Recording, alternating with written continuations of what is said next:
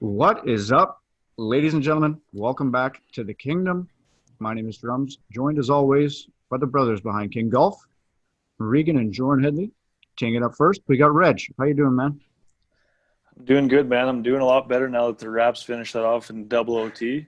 Our boy Kyle Lowry pulled it off again. Of Great course, finish. never a doubt. Hopefully they can continue that play on to Game 7. It's pretty exciting stuff, man. Good stuff. Next up, we got Jordan. How's it going, buddy? Great, boys. Happy to be here tonight. We just had to push back the podcast about half hour or so to watch the two overtimes of the Raps game. I got to say, we've talked about this before a little bit, but I used to hate basketball. And now I can honestly say that there's some basketball games that I would prefer to watch over some NHL games. And tonight was one of them, like the Raps playing. The Lakers were playing last night with LeBron. It's entertaining to me. And however, there's a caveat to that. There's a few guys in the league we mentioned before, like that Embiid guy, and a few other guys. And then there's I think it's Marcus Smart. Smart can go, man. Honestly. Guys like that were the reason why I dislike basketball so much, because I would just watch it and see shit like that. And Jimmy Butler. And the guys are talking about him, and they're like, the announcer said, you got to watch for that Marcus Smart because he's going to do anything to draw a foul. So then about a minute later, he's just dancing around, and then he looks like he got shot. Yeah. But Wananobi didn't even touch him, and he dropped to the ground. Could have cost the Raptors their whole season with that stupid play. Yeah. He bounced off the floor. I said, I know, exactly. Doing? And it's like, and that's why I think I like the Raptors so much, is because you don't see any of that stuff from them. No, they're just extremely hardworking. Man. Yeah. But like I said, there is some basketball games that I'd rather watch than a hockey game, which is weird. And other than that, a little chilly tonight. Yeah, go ahead. Last thing on the basketball, man. How likable is Kyle Lowry? How likable are all the Raptors? No, but that guy is just like, Kyle Lowry is, I don't know. Yeah. He's sports, man. That guy is unreal. That picture of him smiling after that game-winning shot's unreal. Oh, he's just a shit-eating grin on his face. That guy's incredible.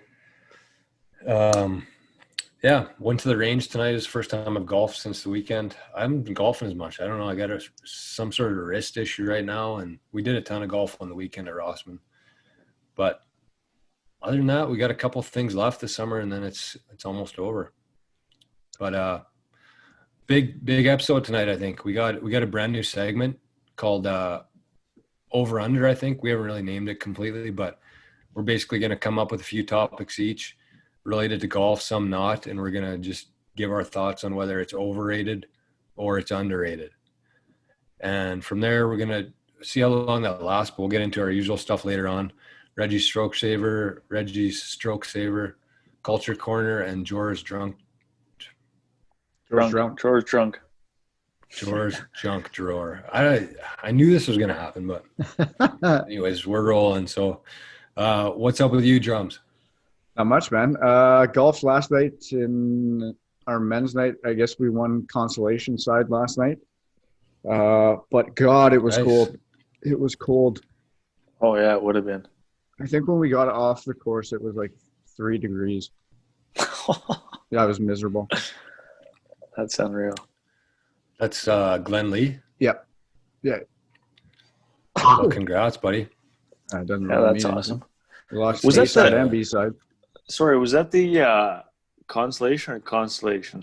I've been practicing it, and it's consolation. I just thought maybe you were looking at stars last night. I don't know. I had a feeling. But let's get into this segment, man. Come on, this is exciting. We played Glenn Lee last. I played on Friday night, and it's in good shape. It's a course that we haven't talked about a whole lot, other than you playing men's night there, and it was the second time I played it all year. And it's a fun course, and they have it in great shape out there. I remember playing about 3 or 4 years ago, and you'd hit a ball in the green, and there's no chance of stopping. And it seemed like the other night we played, they were good. They were true greens, and they had some stop to them too. Yeah, even yesterday they were the fastest I've kind of seen them all year, and that was an adjustment off the first hole. But yeah, it has been in good shape. A lot of the greens are stopping. There's still like the odd one that is oddly hard. It's in like a low area, but Yeah. it's still like impossible to stop on. But no, it's in good shape. But the only thing I'll say is some of the rough is long. I don't know if they were growing it out. I don't know. But there's a lot of times where you'll be just off the fairway, and you can't see your ball unless you're right on top of it. Yeah, I did notice that actually. But yeah, no, overall all year it's been in good shape. I like that course too. Like it's not extremely challenging, but it has some hard elements to it, and just funness around it is up there too. Yeah, there's some scoring holes for sure. Yeah. Rigo, you look good tonight. Did you hire You got a makeup artist. Got a makeup yeah, artist? that's what I was gonna say. You got some light, you got a different angle tonight. Real tanning today or what? Actually, mom actually, she said she watched the last YouTube episode and said that I kind of look like a dummy because the camera's pointing right up into my face instead of head on. So I did some adjustments, and I look like I shed a few pounds. I didn't, but it looks like I did. That's what glowing mom's over for. here. Yeah, that's right. It's kind of weird mom's watching it, but it is what it is. Yeah, we got a text from Auntie Kim today. We did that free ad for Auntie Kim last week, and she was very appreciative of it. So we'll keep with the free ads. People seem to be enjoying that, and yeah. Do we have anything else to discuss? We had the FedEx Cup this weekend. Oh man, we can briefly wild. touch on that, I think, right? How about that stat of how much money DJ made in the past month? It's like insane. Gross. 18 or almost $19 million. But I will say one thing about to the PGA. Like, I feel like they finally got it right with where guys start and whatnot. Like, just handicapping it. I think they finally got it right because DJ still had to play good golf to win that. True. And whoever wins that tournament wins it. There's no more a guy wins the tournament and he doesn't win the FedEx Cup. Like, that's junk to me. 100%. But I think they actually have it right now. I honestly do. It was entertaining, man. Our boy Sonny was in there. Final group on Saturday or Sunday, I guess it would have been. Kind of shit the bed, but hey, that's a learning experience for him. He'll be back. Yeah. How old is he? 21? Yeah. 22, I think. Yeah. Yeah. He's got a long ways ahead of him. Same with that Morikawa. Holy man, those two are fun. Morikawa is phenomenal. Hovland's not bad to watch either. There's a lot of good young guys that are coming up all of a sudden again too. God. It's a crazy guys tour that to watch. you want to cheer for too. I remember there was about 5 years of golf stuff where I just had absolutely no interest if Tiger wasn't playing in it. Yeah. And now it seems like there's just a different group of guys. I don't know. I think it was JT and those guys that were kind of coming up at that time. And JT, you know how I feel about Spieth, JT. Patrick Reed. Yeah. So it It's a seems tough like time. we got a new crop now, and they're wild. They're entertaining as hell, man. Holy shit. Yeah. That was exciting golf, man. And even Schauffele, I feel like honestly, this new thing that we're doing on the show, the over under, like I would say that as good as he is and as much as they hype him up, he is still very, very, very much underrated. Yeah, you don't hear about him at all, really. He's got lightning in his veins, man. Like he is incredible. Yeah, he showed a lot of stones in that final round, man, playing with DJ, and DJ just had no let up to him either. It's just like there's so many times during that round where you'd think a guy seeing DJ putt it up from off the green, make that long bomb. There's a lot of guys that would just kind of say, okay, I can't get this guy. There's no way I'm going to. But he just kept hitting shot after shot after shot, and it was awesome to watch. Mm-hmm. DJ's so laid back, It's just ridiculous. Yeah, he's awesome to watch. You know, the one thing that really stood out for me during that tournament was DJ kind of at the end when he did that little subtle little fist pump, and he just kind of has that like this demeanor to him. Bit of swagger. The announcers were like, you'd look at this guy and you think that he wakes out or walks out of bed and goes to the course and just plays that way. That's his mentality. Like that's how he looks, right? Yeah. But then they went on to say that that's definitely not the case. He wakes up at the same time every morning. He works out every morning. He was at the range after his third round where he was 5 strokes up. He went to the range after. Like he has work ethic, man. And just after hearing that, I respect him so much more because I honestly did think that what they said. Was it he just kind of is that way and he doesn't really give a shit about it and he just kind of he definitely comes off that way, right? That's the vibe he Right. gives for sure. Like, and I think he wants that though. I think that's what he just wants. carefree, but he definitely cares. Okay, but I still think that he's carefree when he's on the golf course. For sure he is, but I mean when he's preparing and stuff like that. I know he's got the best of both worlds, man. Yeah. Honestly, Yeah. and that's why That's exactly it, for sure. That's the winning formula, I would say, is because there's work your ass off when you're not playing, and then when you're out there, you just kind of accept what comes. Yeah, puts the Yeah, prep he's- in and then he just goes out and plays, right? he's not done winning, man. Like he's gonna win a lot in the next couple of years, I think. Even with all the studded fields, but I think he's gonna go off still. Like he's the best player Yeah. in the world, like hands down. Oh yeah. I Oh, think for it- sure, easy. I think Easy. there's a decent gap there. But he went through that phase, and it all started. I know, I don't mean to bring it up, but when he fell down the stairs, and that kind of derailed him for a bit. It honestly did, and he kind of went. But I think that was kind of the tipping point. I think he had a lot of No, I know, but I'm off, just saying that was off-ice the things tipping going point. on. Yeah, that led to that. Mhm. I think he was a bit of a wild boy, yeah. Which is sweet too. Yeah. I mean, who wouldn't be making? I don't know. I shouldn't say that, but like And you're check- making millions. And check out his wife. Yeah, and his father-in-law. Yeah. Okay. Sick life. Okay, and what about that too? This is the last we got to talk about because we got shit to talk about here. But Gretzky sends Mackenzie Hughes a text and signs his text 99. 99, Like, that's are you phenomenal. kidding me?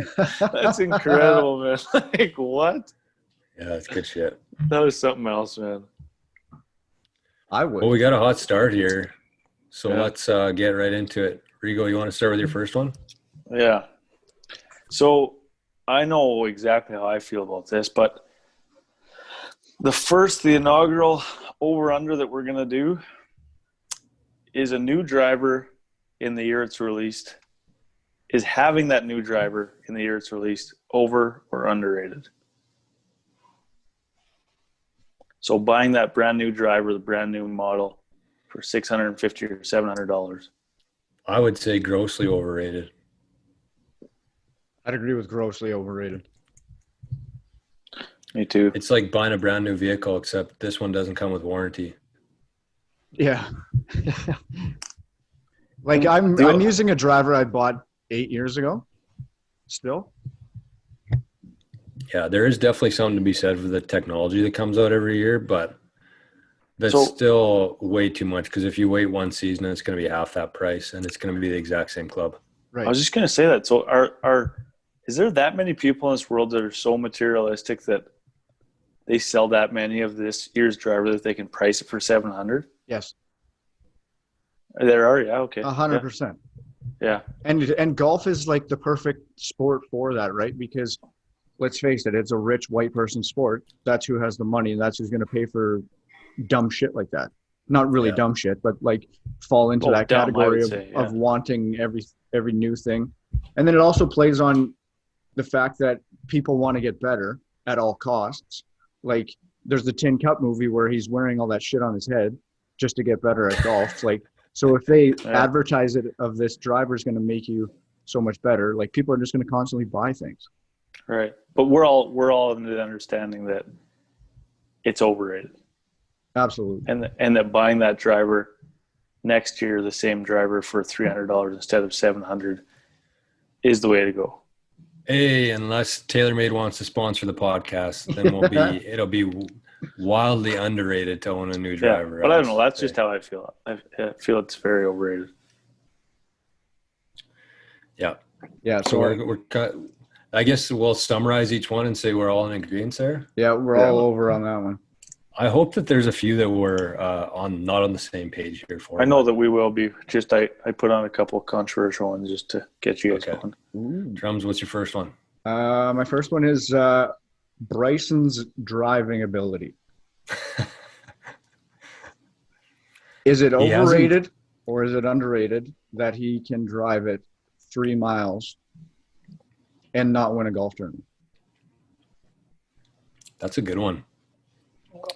Because So if you asked me 2 months ago, I would say that it's right on par and it's trending that way. And then you watch him in the final round of the Tour Championship and he's -3 and the leaders are -20. and he's hitting fairway woods off the tee box to keep it in play. Yeah. So are we talking like overrated for being able to hit it so far? Yeah. I would say it's definitely overrated. I mean, lots of times, I mean, Rory and DJ are exceptions, I guess, but a lot of the time when guys are winning tournaments, it's because they're putting or they're ball striking. Tiger won tournaments because he's the best ball striker.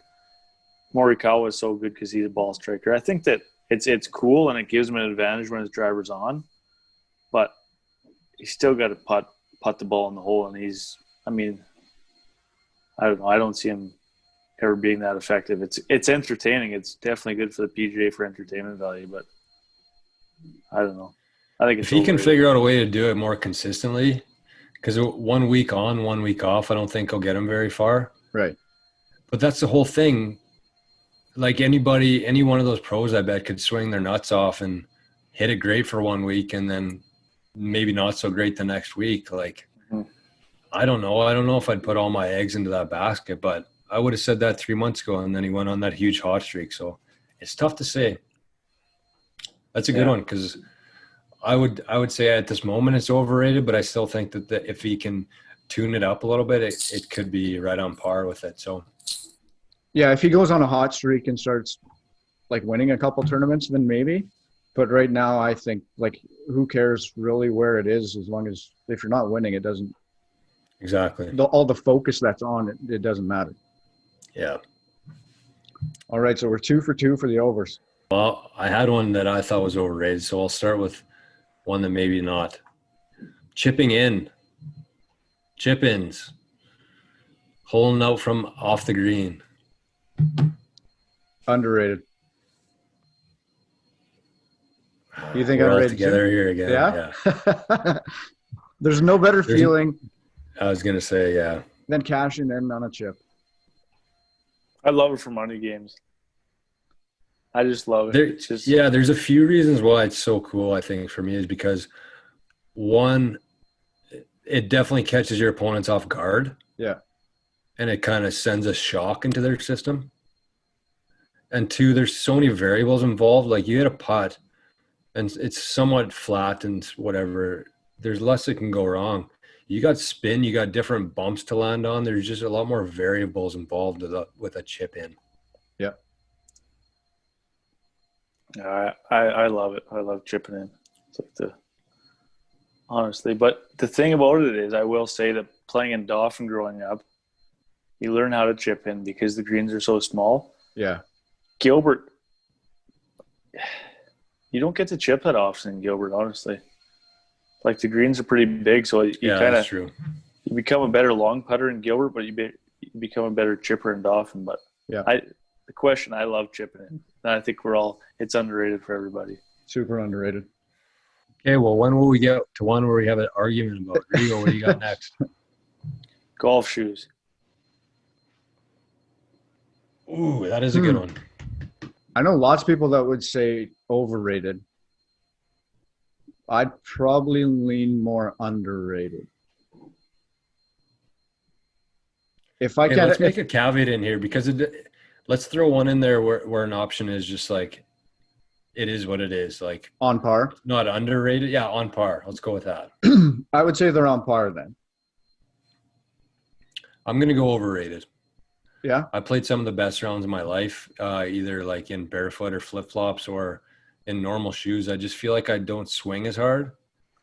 I feel more laid back, but if it's wet outside, definitely needed. Right, 100%. But on a day where it's just like 6 o'clock at night and there's not a drop of dew or wetness on the ground, then I would say overrated. Yeah, I would say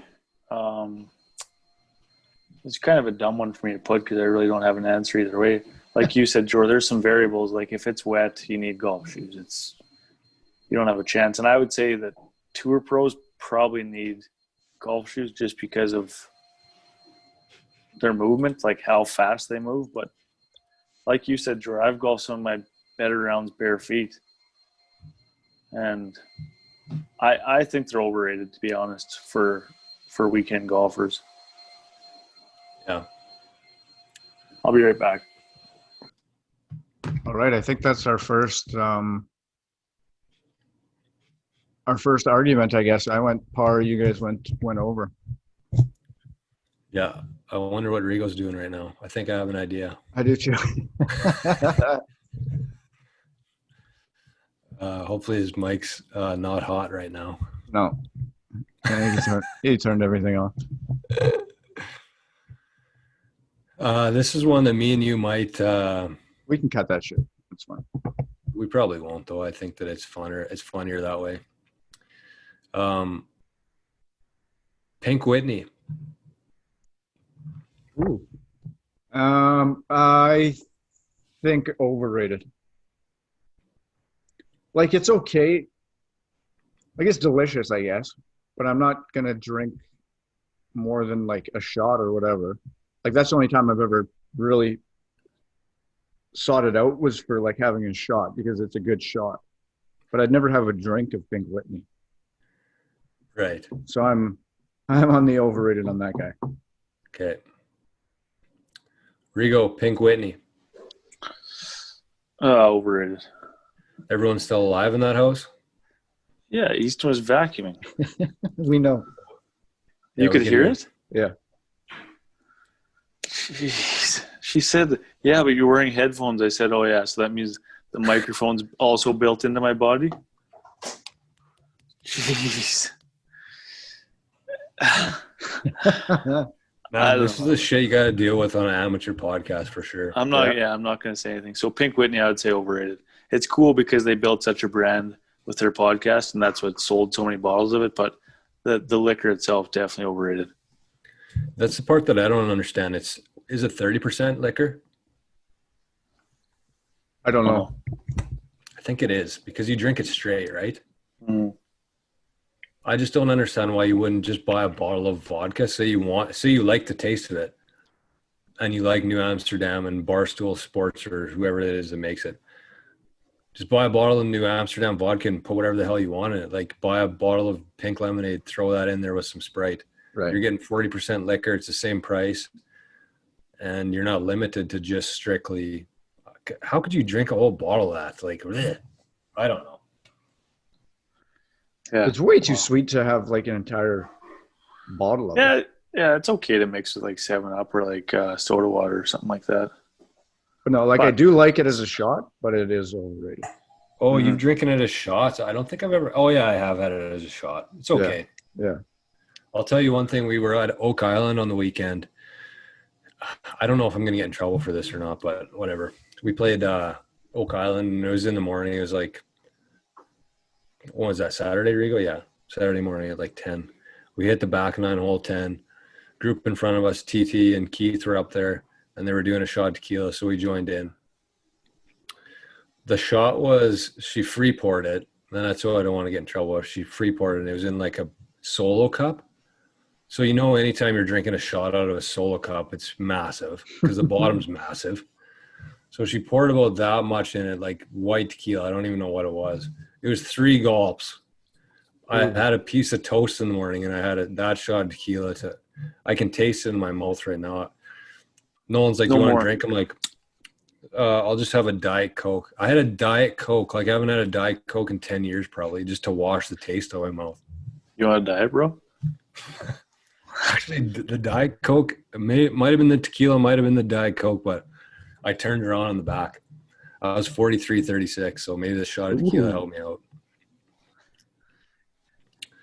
Okay, so Pink Whitney overrated. Yeah. Pink Whitney overrated.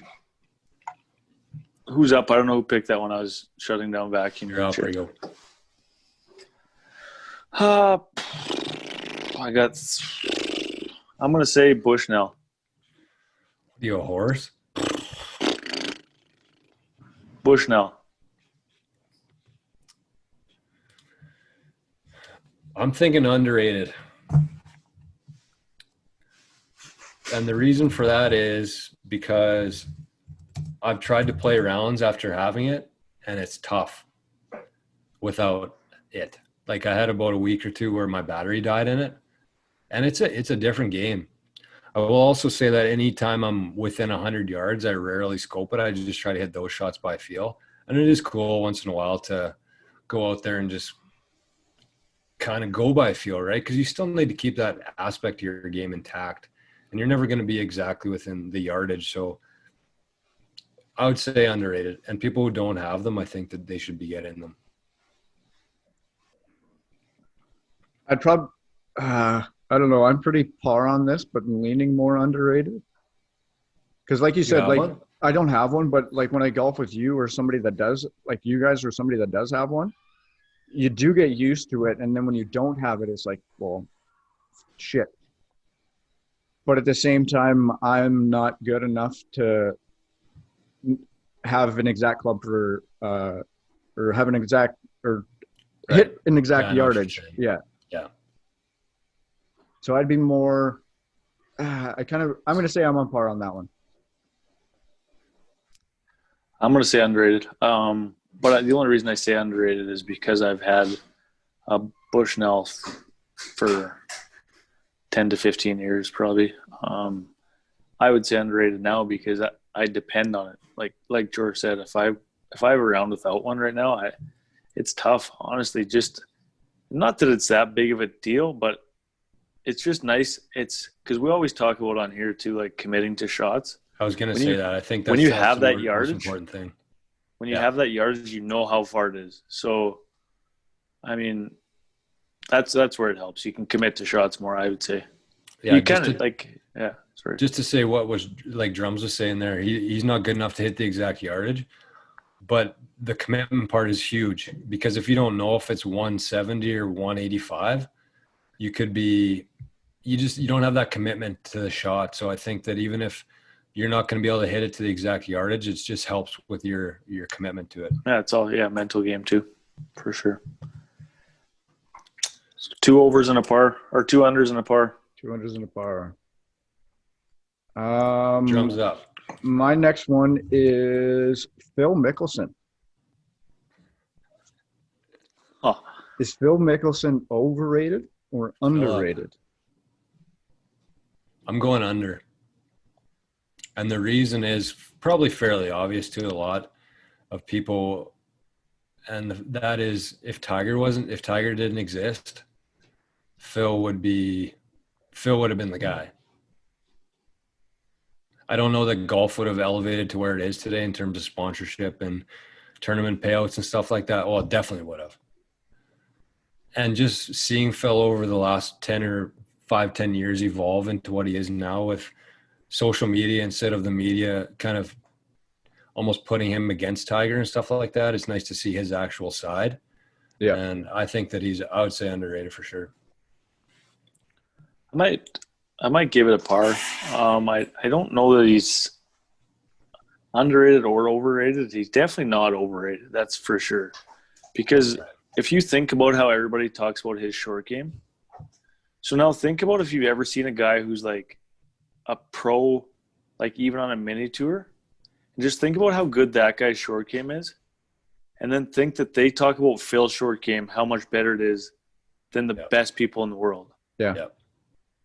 So it's definitely like they always say, oh, Phil this, Phil that. But when you look at it in that perspective, like he is that good around the green, like unreal. I have heard a couple things that he's a dink off the course, like to regular people, but who knows? He doesn't paint that picture to me, but I have heard a couple stories about that, but we'll save that for another day.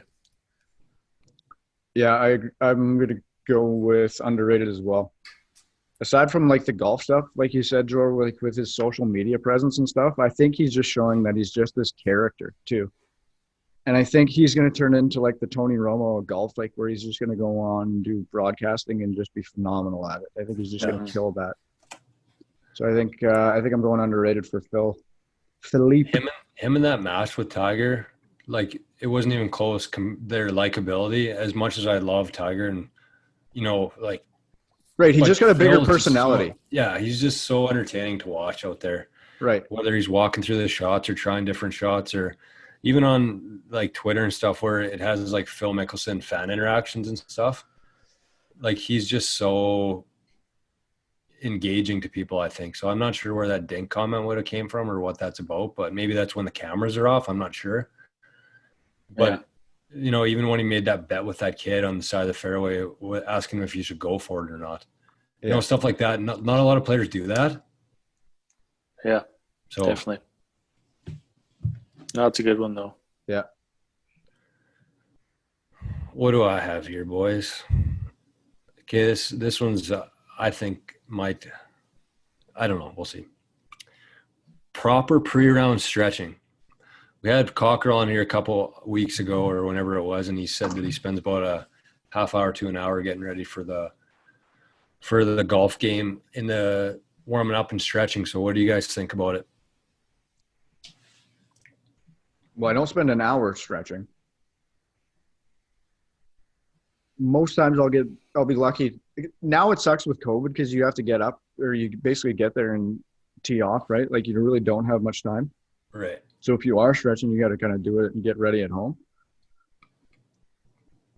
I'm going to say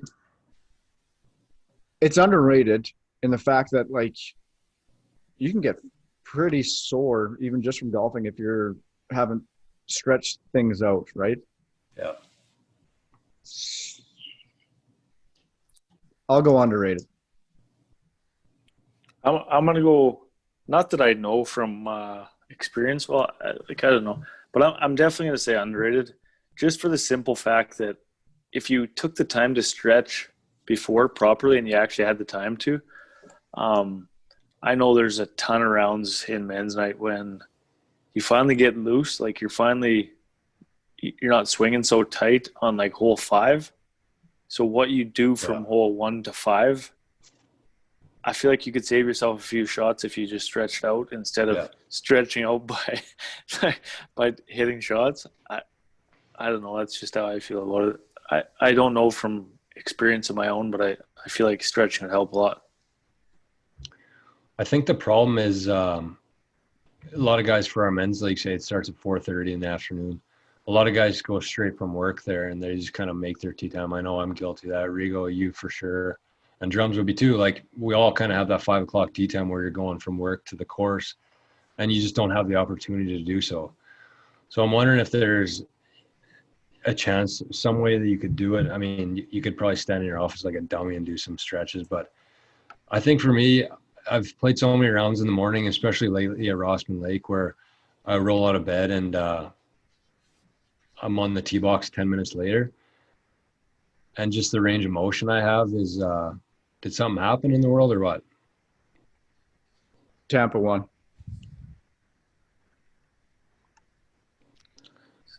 Nine seconds left.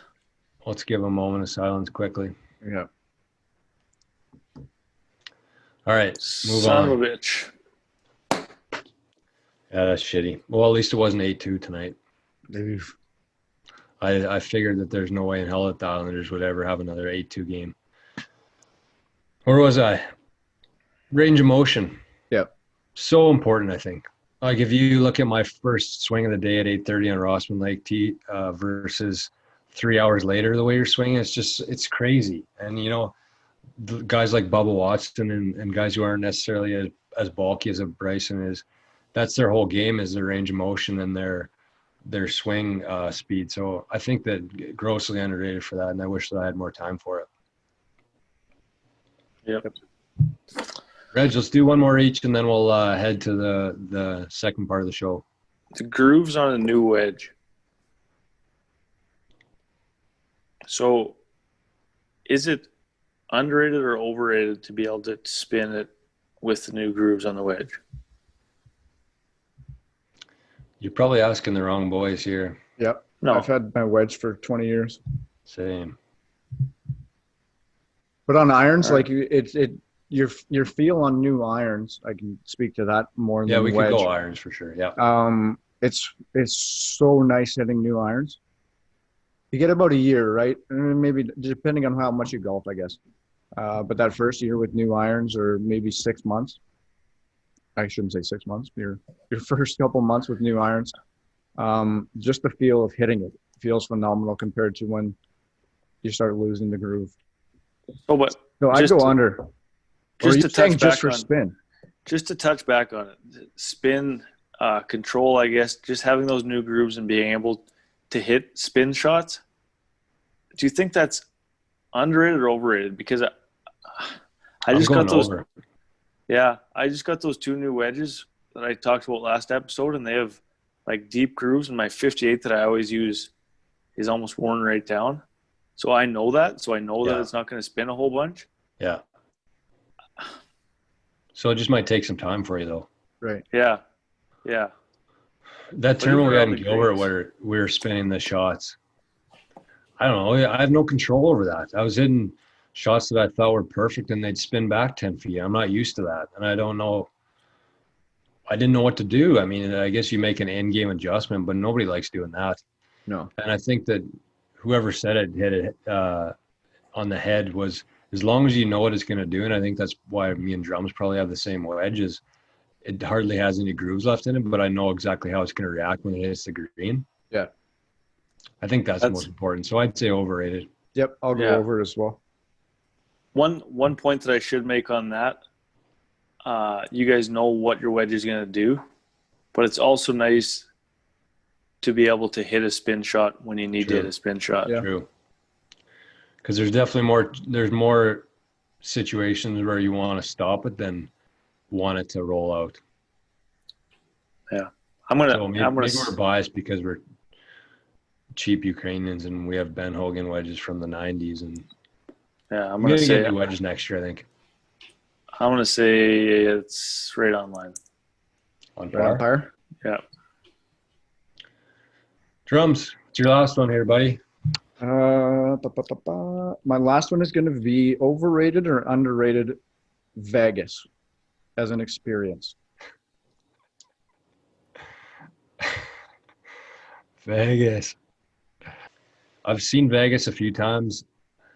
I've never looked forward to being home more in my life than when I'm there for 2 days.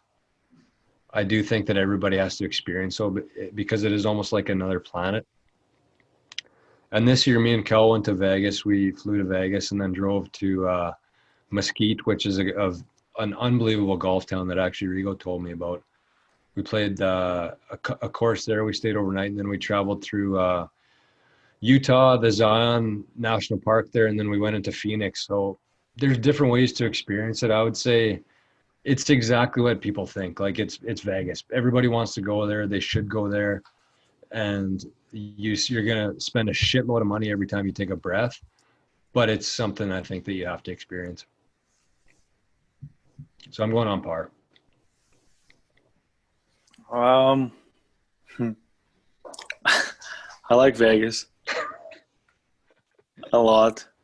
But I will say that, like, I like Vegas because, well, you guys know, like, I love gambling, probably a little too much, but I've found myself at times when I'm there thinking that I could be doing the exact same thing at the Painted Casino in Yorkton, an hour and a half drive instead of spending $1,000 or $2,000 or $3,000 in Vegas for the weekend, 4,000, whatever it is. But I will, like you said, Jor, it is an experience. It's something that I think everybody has to go at least once just to see it. Like the buildings, like just everything there. It's Vegas. Like there's no other way to describe it. It's incredible. Like I'll definitely go back, but I've been to a couple of hockey games there. That's a game changer too. Those are entertaining as hell. Yeah. So I just feel like you could go there 100 times and you still wouldn't have done everything there is to do there. We've only scratched the surface on what you could actually do in Vegas, I think. Yeah, I remember we walked out of the casino at about 5 a.m. one day, and we were a ways away, and we could see the hotel from the casino that we were at. And we're like, oh, it's right there. Let's walk home. And it was probably over an hour by the time we got home, maybe an hour and a half. So walked into the room expecting everybody to be snoozing, and all the lights were still in place. Man, one last thing about last time I was there, they had the marathon there, like that big Vegas marathon. So they actually had, what's the main drag? Whatever the main drag is. I don't think it's Fremont. Strip? Just the strip, yeah. Like it was shut down. So we were walking down the strip. Like it was wild. Oh. I don't know how often that would happen there. It's usually so backed up with traffic, but We were literally like stumbling right down the middle of the strip. It's kind of cool. What do you think? I think it's overrated.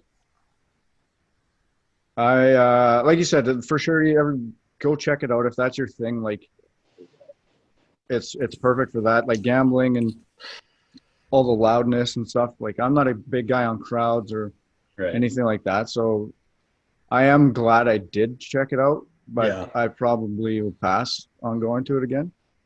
So yeah, I'd go overrated. There's a lot that can happen there. Like it's a lot of bad. It's just a shit show. It's a free for all. Yeah, whether it's shootings or I don't know, it's shitty to talk about, but it's just reality. Like there's so many bad things that happen there. It's almost not worth it. Like guys would go to Vegas before the internet because it was such a big gambling town, right? But you can spend as much as you want now on the internet from the comfort of your house without dropping $1 million to go down there. Yeah, I can attest to that. Yeah. All right, last one here, boys. Just got to find her. I lost my spot on this baby. This FedEx Cup, underrated or overrated? What do you think of the overall FedEx Cup? Everything about it, overrated or underrated? Until this year, I would have said overrated. But like, there's nothing else going on in the world, right? So this year it was kind of underrated, I would say, because no, I'll go currently underrated because it was a phenomenal tournament and it was perfect for kind of ending up.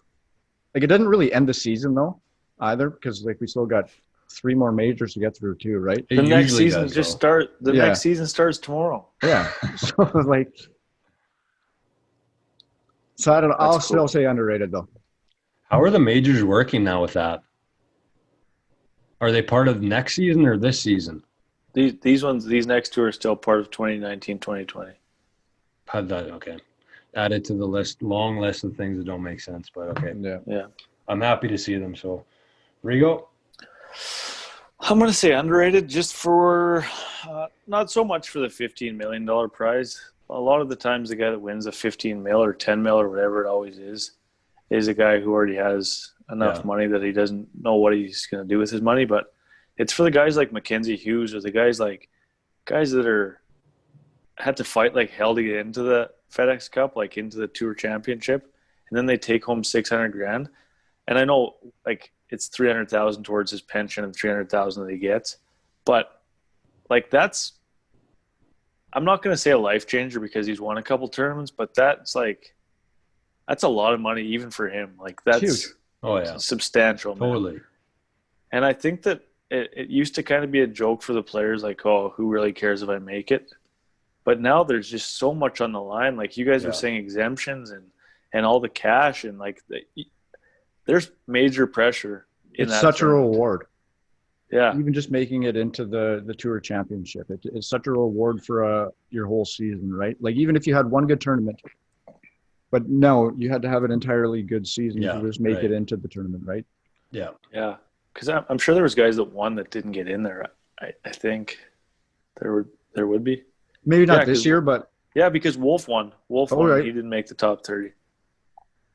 One thing that I'll just mention, I saw it on Twitter, and it was a verified guy, so it was obviously somebody that's working for somebody higher up. But it would almost be cool if the announcers announce this putt that he has on 18 is the difference between $1 million for him. Like if they showed the prizes on where he'd finish and where he is, and actually because it's about the money, they should actually promote that there's actually a chance.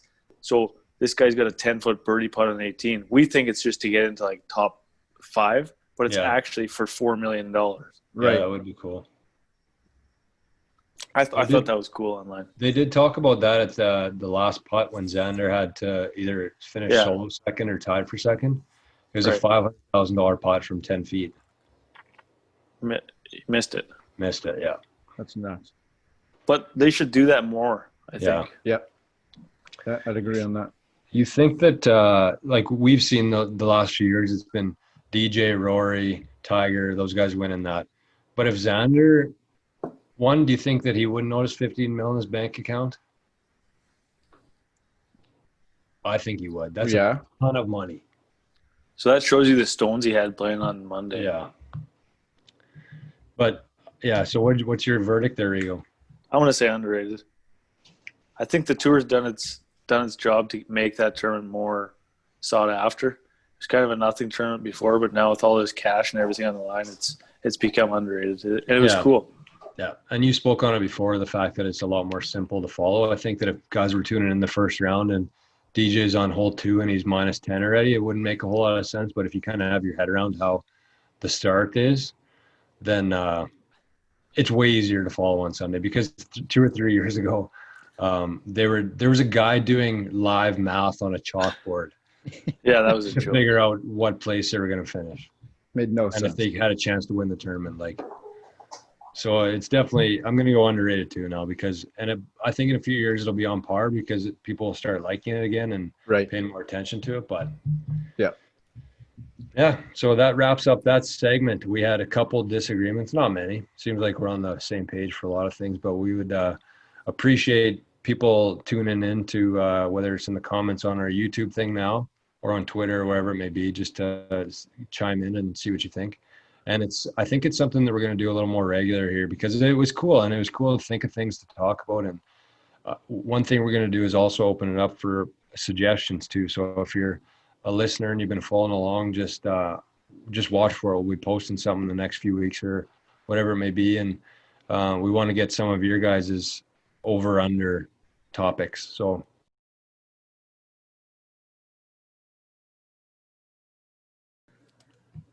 two nights, free ad, is Warlock Golf. Our buddy from Killarney, Brett Warbeck, started a company a couple months ago. He's got ball markers, he's got koozies, he's got some sort of flexible tees, and he bought one of those CNC machines. I think it's CNC, right? Yeah, I think so. I really, he's doing some cool stuff though. I think it is CNC. That sounds right. Still in the free ad here, but I had to make sure I don't sound like or look like a dummy. So CNC, I think it's called. It's one of the laser cutters anyways, and he's making some wood stuff now. He's just got a ton of cool stuff going on. He was actually one of the first people to purchase a head cover from us when we started out, and he did a lot to support us. So we wanted to give him a shout out on here. He has an Etsy store. I think he's got a website now. He sent us some of his ball markers. He sent me an Ace one when I got my hole in one, and they're awesome. They're the perfect size. They're very detailed. They're very high quality markers, and in my opinion, they're the perfect size. They're almost the shape of a quarter, and I think they're very reasonably priced. So we're hoping maybe to get an order in from him at some point. I think he's a little backed up right now because he's been busy. So that's it. Warlock Golf. Check him out on Instagram. He's on there. He's got an Etsy store and a website now. So that's it. Love it. I actually ordered a divot repair from him. I just got it on Tuesday after a long weekend. There I go being a horse again. But I got it on Tuesday. I kind of wrecked my old. I've had the same switchblade divot fixer for the last probably 5 years or 10 years. I was trying to open Soul beer with it one night. I didn't have a bottle opener. It's kind of mangled. So I got one from him, and it seems to be doing its thing. So thanks for that. He actually threw in a beer koozie with it, so that was a bonus. So, yeah, support our boy. Yep. Well, let's get on to the questions here. I think we took up a little bit of time there in the first one, so we might have to go a little quicker through the second part here. We'll start with the question or the segments. What do we got for Reggie's stroke saver? I thought we were doing questions all of a sudden out of the blue. No. Reggie's stroke saver. Reggie's stroke saver is coming to an end, but I should have a couple more while the golf season's on, but we'll talk about that at a later date. Reggie's stroke saver for today. It's come up a couple times with me and Jor golfing this together this summer. Basically, if you find yourself in trouble and there's some interference in your backswing, I'm guilty of it. Everybody wants to maximize. They want to take the biggest swing they can under the tree, when really the difference between taking it back 6 inches is probably going to be a matter of about 25 yards. It's probably not worth it. So my tip today, or my stroke saver, is just shorten your swing a little bit and don't come anywhere near that interference, and just take one or two clubs more. And that way you're not, because really the reality is you're so worried about the interference in your backswing, whether it be a stick or whatever it is, you're always just, that's all that's on your mind. So if you can just take it back just even 3 or 4 inches shorter and just take one more club or two more clubs, you're going to save yourself, I mean, the embarrassment of chunking it when you're trying to chip it out or getting caught on the stick or whatever it may be. Just shorten it up and you'll see some way better results. Love it. Perfect. That's one thing that I did struggle with at the Tamarack and just throughout the summer was I would always try to rush I'd get to the point I'd kind of convince myself that I'm not going to hit it. I took some practice swings, but even still, I just wanted to make sure that I didn't hit it. So I would speed up my downswing and I would chunk it and it would go 10 feet. Mm-hmm. So I love that. Yep. Or you slow it down too much and you blade it. But anyways, yeah. Hit it 2 feet. Mm-hmm. Yeah. Culture Corner, what's up? What's up on the corner tonight, Drumsy? On the corner tonight, I got the recommendation of directing everybody to the TaylorMade YouTube channel. Oh. Yeah. Not so they the do King Golf one? Well, definitely the King Golf, but after you're done with King Golf, then check out the TaylorMade YouTube channel. They got a bunch of videos, and it kind of ranges back to like middle of last year.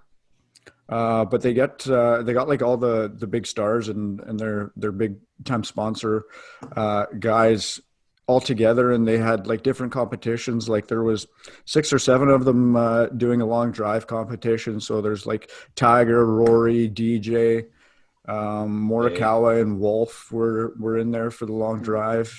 Jason Day. He's good, man. In these videos, he's got a good personality for those. He's entertaining, and then he just brings that out of everybody that's around them at this, and it's kind of a little kind of behind the scenes of how they have some fun and just screwing around and not just super serious while they're playing. So it gives you a different kind of side of the guys, and they played tic-tac-toe and then shaping shots around a wall and stuff like that. So I've killed a lot of time in the past little bit just going down the TaylorMade YouTube rabbit hole. Like a lot of the videos are 5 minutes, but some are 20 minutes. So yeah, check those out. Those were pretty good videos for some entertainment and some stuff that I think maybe we'll have to maybe try next year or something. Yeah. Get some long drive comps, see if we can shape them around a tree or something like that. So gave me some good ideas for that.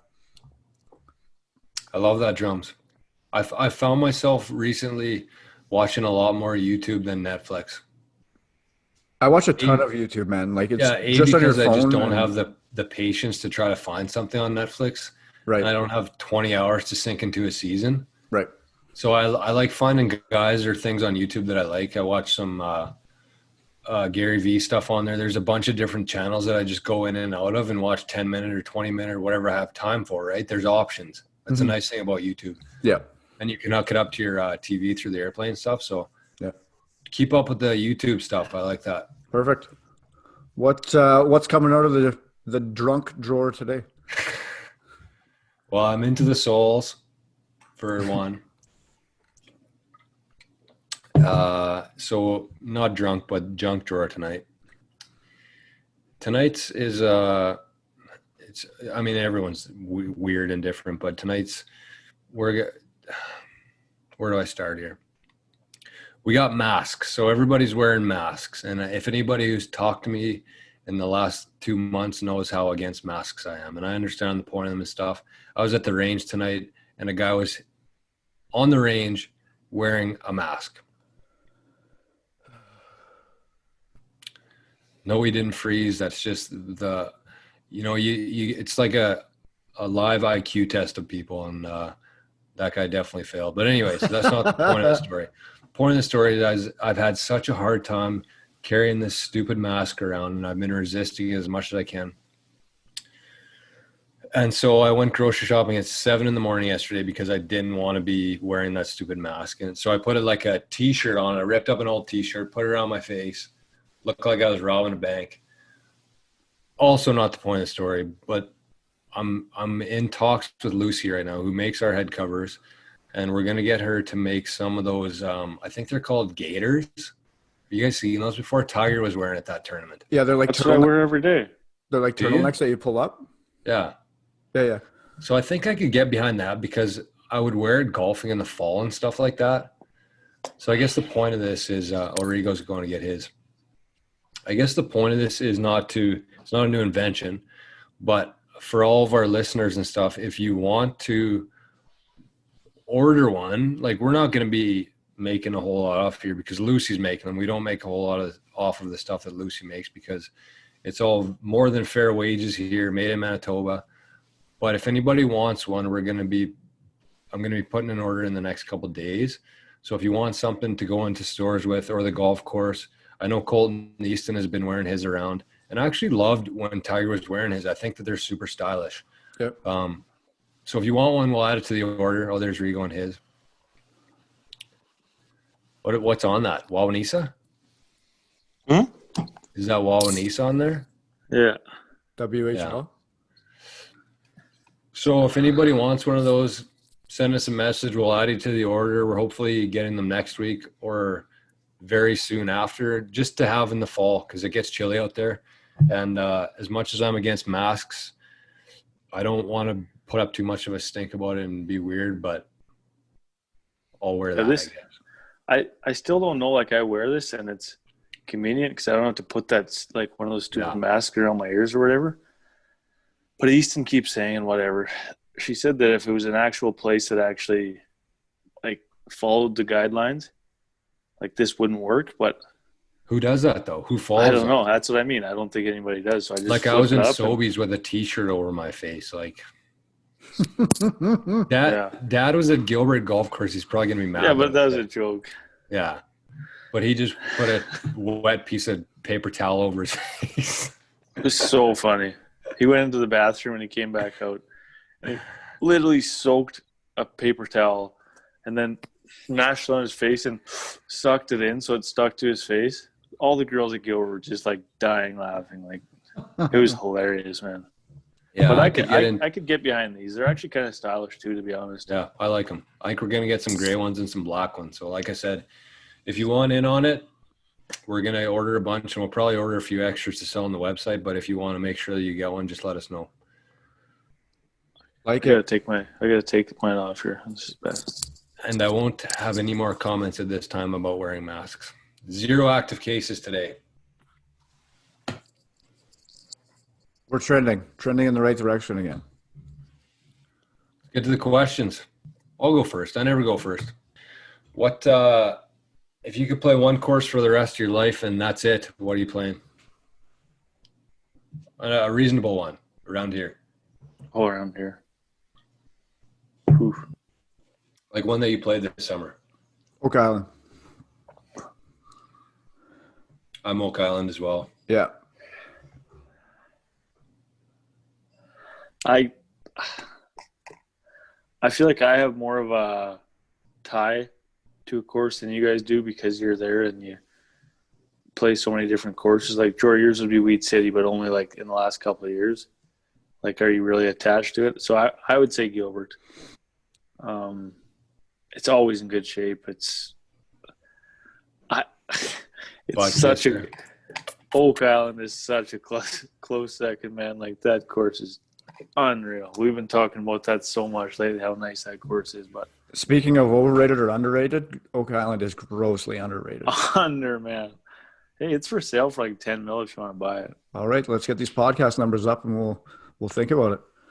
Hit subscribe, hit like, tell your friends, tell your grandma about us. Let's go. Let's get to that 10 mil. Let's buy that course. I would say Gilbert, though. Gilbert's a sweet course. Kissing butts. Whatever. I like Gilbert. Rigo, what do you got? Well, I have, when all this COVID shit is done, where is going to be your first destination that you go to?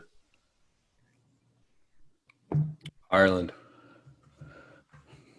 Ireland. Back to Ireland. That's bold. I really want to go there with mom and dad. So whenever this ends, and I don't intend on wearing a mask on a plane for 12 hours because I can't stand being in a store for 20 seconds with it on. So I'll wait for that to clear. But got to get back there. It's hard to put into words how unbelievable that place is, and just everything about it, from the golf courses, the history, the people there, the beer, change in scenery, the ocean. It's just like insane. I think first on my bucket list, and I want to get to bucket list destinations, but I want to go to Italy. Oh, Yeah. Romeo. Got a ring? Huh? Got a ring? Yeah, not a chance.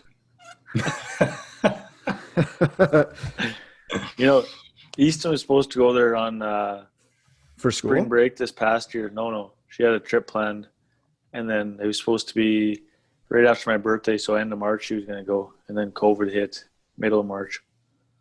Brutal. It's not brutal because at that time I couldn't go, but I think next time she plans on going, I think I'll be going. Oh, yeah, perfect then. But Why Italy, Drums? I don't know. Italy, yeah. I don't know. I've always just thought it looks like the perfect.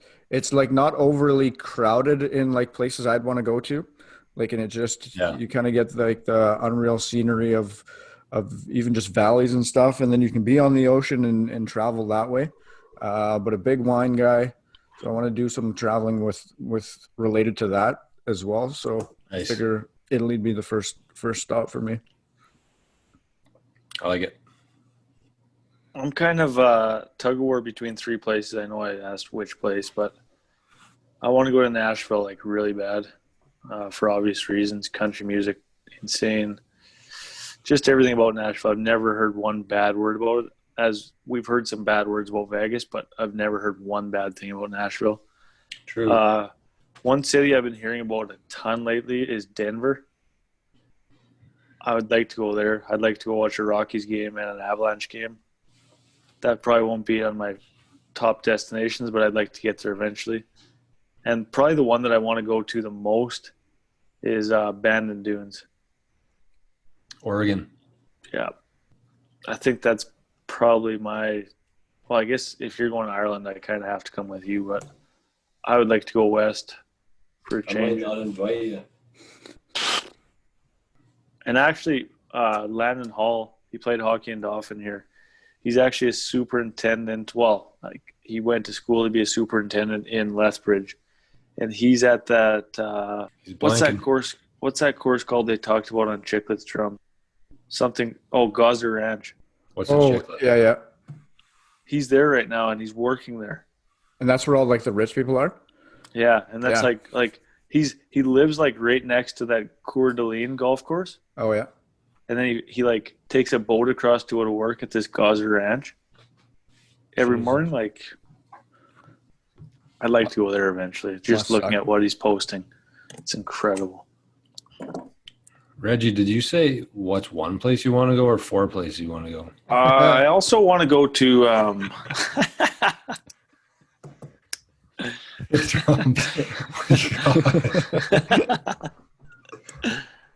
I just want to get out of Manitoba. So bad. My question tonight is, what is your all-time favorite video game? This is hard. I have like 5 that come to mind. First one was like Tiger Woods, though. Like, I don't know. I'm going to go with Tiger Woods. We had a lot of good times, whether it was with some buddies. This was kind of before you could do the whole online thing, and I think I missed that. I haven't played video games since you could really be online fully with your friends, but we always used to get together in groups and drink some beers and play Tiger Woods and play different games within the game, and it was a lot of fun. So I'm going to go Tiger Woods, and that was when the golf games were good. That was probably like 04. No, it'd be later than that. It 07 was or 08. like, remember the Masters edition when they had Augusta? It would be like around then. It was so hard. That's a good one. I'm gonna go with Ken Griffey, Major League Baseball, Ooh. N64. We played That that was a- game Wow, a yeah. ton. Like, and like Ken Griffey would come up to bat, and you had him on your team, And like his strike zone was like his strike this zone was the big. whole thing, and it was just Yeah. like there's a couple guys that had that big strike zone, but he definitely did. That was a sweet game. And Gary Sheffield also had a big one, and he'd always wag his bat like that. Yeah, there's a couple Mariners that had that size of Yeah, strike zone or whatever you'd call it. yeah. Mine's going to be a toss-up between – remember the old WCW, like, revenge games for N64? Oh, you were good at that game. man. Yeah, I was nasty at that game. So either that or, like, Grand Theft Auto. But I loved those. Oh, Grand Theft Auto was good. I love those old wrestling games. Drums, you were like nasty at those. Like we've talked about this before, just you and I. Like, I still remember we went to that Portage, like Southport, Oh, yeah. for your guys' hockey, and you were there, and like you were like the biggest craze, like off the ice. Like, I don't know, that sticks out in my mind still to today. Like, you were so good at that wrestling game. And I didn't have an N64. Yeah, it was weird. Man, as cool as like the online game stuff is now and where that's all moving, how fun was it to be in a group of guys playing video games against each other, like in the same room? Mario Kart. Nobody mentioned that. Oh, yeah, that Mario game was like Kart's- Well, Mario So Kart's much. kind of like a given. That's just such a good game. But I mean, there's high fives, there's FUs, there's like cheering and stuff, and Yeah. I just don't think you get that full experience on the online stuff. No, not a chance. Not even close. But the online's cool in the sense that like I play NHL with Fox and Lance. Yeah, and like, that's right. Fox and Flin Flon, Lance and Winnipeg. Like, Yeah. we just get on there and bullshit on the microphone, and it's like we're hanging out. Yeah, like me and Rob play that the golf club Right. on there too. It's kind of cool that way. Yeah. But you're right, George. That's a cool experience when you're with your Some buddies. beers. Yeah. hmm Well, we're over an hour again, I think, here, boys. So let's wrap this bitch up. All right. Yeah, we let's- don't need to be boring people. Yeah. All right. Well, let's get out of here. Everybody that continues to follow, thank you. Keep coming back. We'll keep doing them. Be sure to check out social medias and check out the YouTube channel. Peace out. We'll check you guys later. Love you. See you, Love you, baby. boys.